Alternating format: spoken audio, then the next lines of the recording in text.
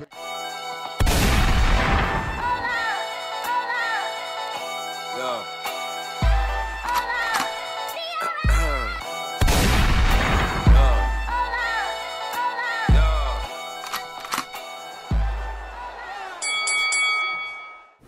to Hitman Boxing. Hit that like and subscribe button. Also hit that bell icon so you know when I drop my new content.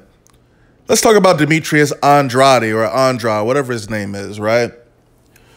When I think of tragedies, I think of Demetrius Andrade, because this is a guy who is currently a world champion, won a vacant title and became a champion at 160 because the biggest fight of his career fell through because of some drug shit. And that was Billy Joe Saunders. But if we look at things prior to Billy Joe Saunders, we look at Demetrius Andrade and say, who the hell have you fought? His career has been plagued with inactivity.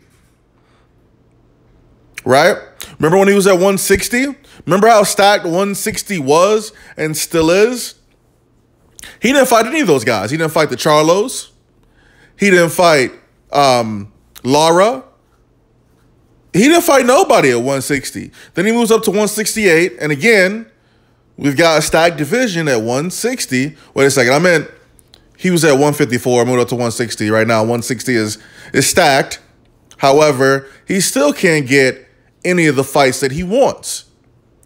Demetrius Andrade signed with Dazn, and I assume they made some promises to him and assured him that he would get some big fights, which Demetrius Andrade definitely deserves. I think Demetrius Andrade is an underrated fighter. He's a good fighter.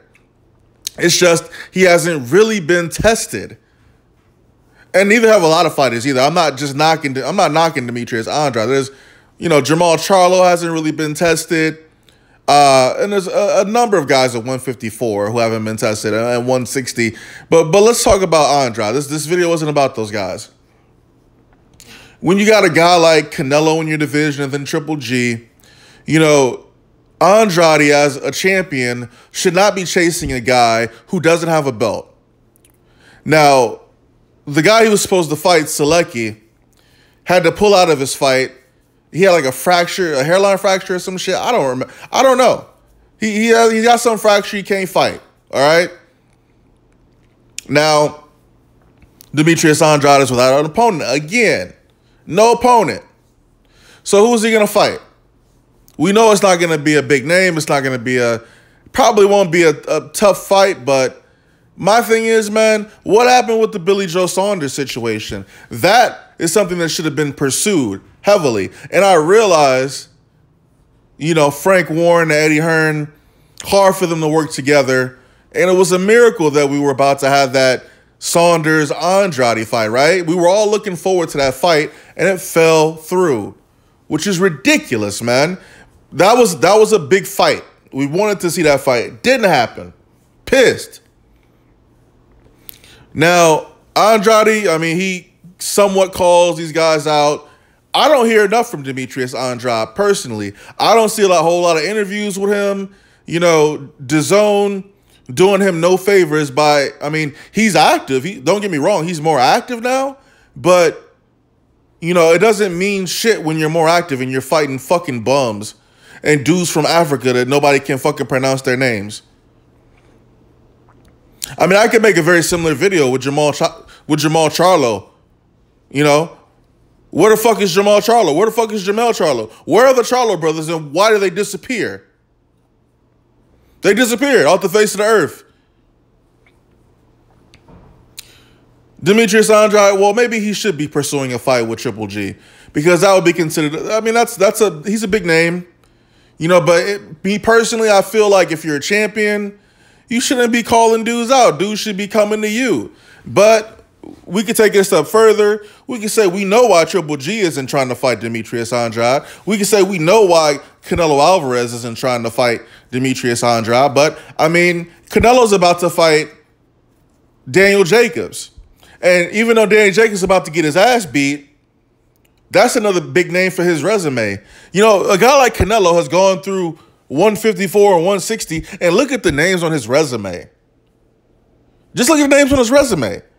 In comparison to like the Charlos, Andrade, even Jacobs, man. Jacobs ain't really, he ain't got, who has he beat? What big name has Danny Jacobs beat? Like what premier name? Kid Chocolate? He beat Kid Chocolate, right?